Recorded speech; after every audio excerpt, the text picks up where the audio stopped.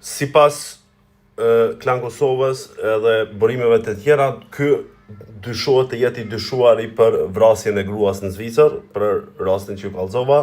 Të dytë mendohet që janë nga Malisheva.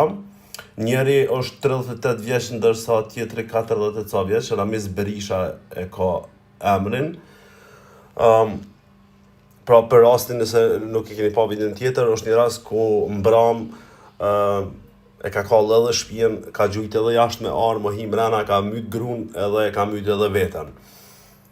Arsyet kam i dhënë prokurori patjetër mbas zbulimeve të veta që i bën, por arsye për me vrarë dikon veç na shqiptarët krijojna.